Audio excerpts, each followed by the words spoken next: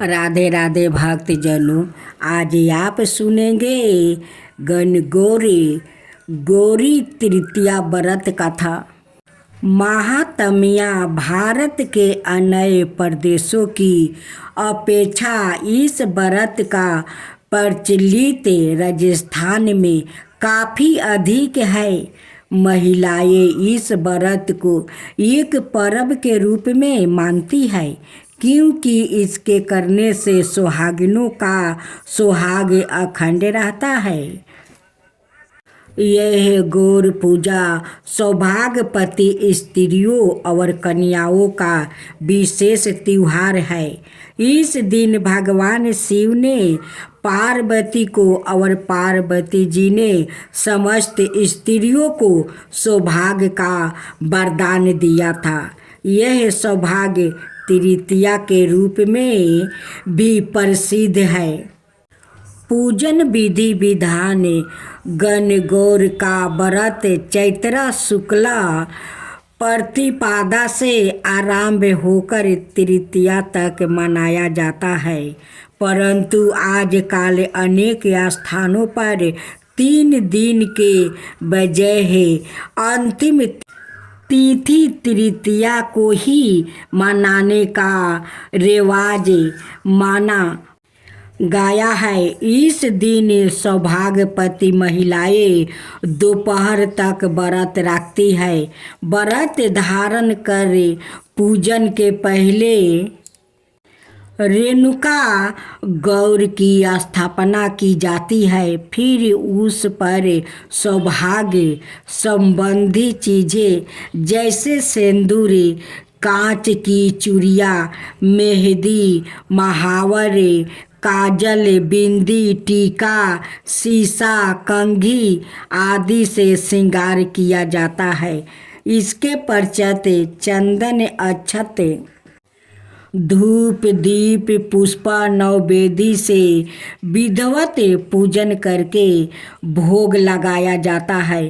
फिर गौरी जी की गाथा का प्रवचन किया जाता है। गाथा की समाप्ति के बाद व्रत रखने वाली सौभाग्यवती स्त्रियां गौरी जी का चढ़ाया हुआ सिंदूर से अपनी अपनी मांग भरती है। शाम को एक बार भोजन कर व्रत तोड़ा जाता है। इस व्रत का परिसर पुरुषों के लिए नहीं होता है, इसलिए केवल महिलाएं ही सेवन करती है। एक बार भगवान शंकर, पार्वती और नारद चैत्र शुक्ल की तृतीया को वर्णन करते हुए एक गांव में पहुँचे तो उनके स्वागत के लिए साधारण कुल की स्त्रियां तुरंत ही थाली में हल्दी, अक्षत, कुमकुम, जल, पात्रा, पुष्पा लेकर उनके पूजन के लिए पहुंची। पार्वती जी ने उन स्त्रियों द्वारा की गई पूजा और भक्ति भाव को स्वीकार कर और उन पर सारा सुहाग छिड़का। तब उन्होंने माँ गौरी से मंगल कामना और आशीर्वाद की याचना की। अखंड सौभाग्य का वरदान पाकर वो स्त्रियां वापस लौट गई।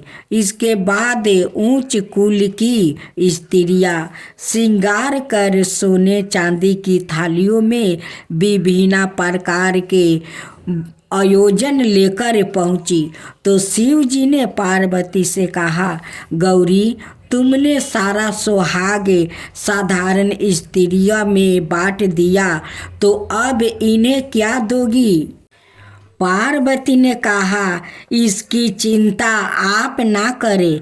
मैंने ऊपरी पदार्थों से बना सुहाग रस ही उन्हें दिया था।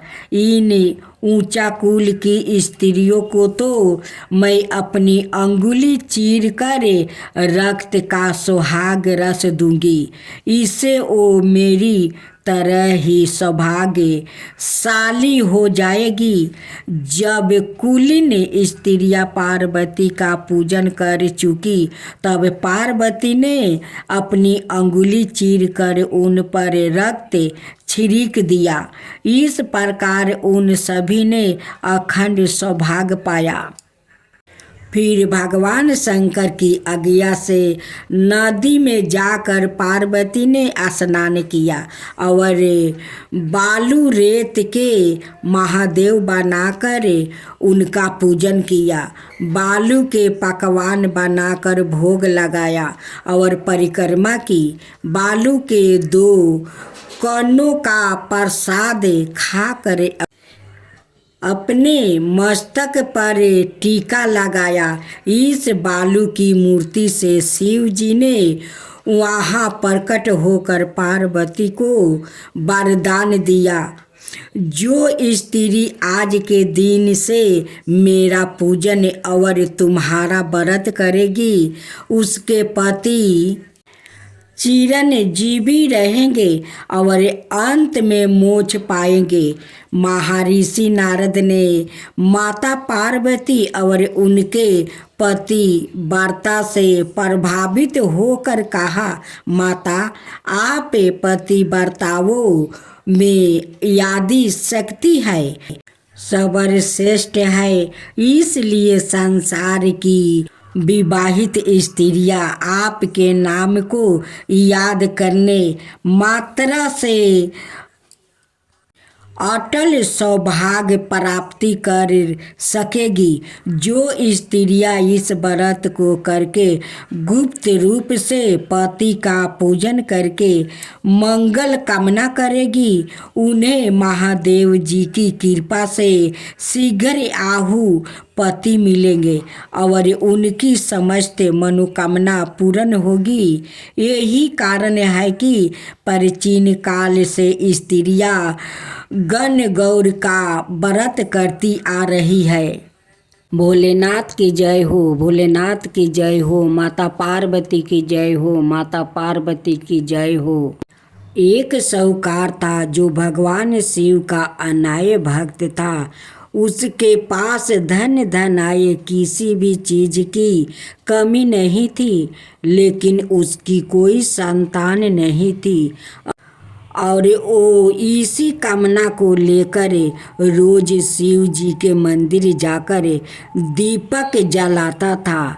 उसके इस भक्ति भाव को देखकर एक दिन माता पार्वती ने शिव जी से कहा कि प्रभु, यह साहूकार आपका अनय भक्त है, इसको किसी बात का कष्ट है तो आपको उसे अवश्य दूर करना चाहिए।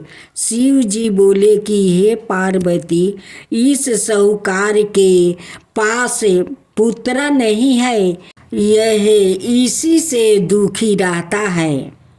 माता पार्वती कहती है कि हे ईश्वर, कृपा करके इसे पुत्र का वरदान दे दीजिए। तब भोलेनाथ ने कहा कि हे पार्वती, साहूकार के भाग्य में पुत्र का योग नहीं है। ऐसे में अगर इसे पुत्र प्राप्ति का वरदान मिल भी गया तो वो केवल 12 वर्ष की आयु तक ही जीवित रहेगा। यह सुनने के बाद भी माता पार्वती ने कहा कि हे प्रभु, आपको इस साहूकार को पुत्र का वरदान देना ही होगा। अनाथ भक्त क्यों आपकी सेवा पूजा करेंगे। माता के बार बार कहने से भोलेनाथ ने साहूकार को पुत्र का वरदान दे दिया, लेकिन यह भी कहा कि वो केवल 12 वर्ष तक ही जीवित रहेगा। साहूकार यह सारी बातें सुन रहा था, इसलिए उसे ना तो खुशी हुई और ना ही दुख। वो पहले की तरह भोलेनाथ की पूजा अर्चना करता रहा। उधर सेठानी गर्भवती हुई और 9 महीने के बाद एक सुंदर सा बालक की प्राप्ति हुई। परिवार में खूब उत्साह मनाया गया, लेकिन साहूकार पहले ही की तरह रहा और उसने लड़का की 12 बरस की आहू का जिक्र किसी से भी नहीं किया। जब बालक 11 बरस की आहू हो गई तो एक दिन साहूकार की सेठानी ने बालक के विवाह के लिए कहा। तो साहूकार ने कहा कि वो अभी बालक को पढ़ने के लिए काशी जी भेजेंगे। इसके बाद उसने बालक के मामा जी को बुलाया और कहा कि इसे काशी पढ़ने के लिए ले जाओ और रास्ते में जिस भी स्थान पर रुकना वहाँ यज्ञ करते और ब्राह्मणों को भोजन कराते हुए आगे बढ़ना। उन्होंने भी इसी तरह करते हुए जा रहे थे कि रास्ते में एक राजकुमारी का विवाह था। जिससे उसका विवाह होने वाला था वो एक आँख से काना था।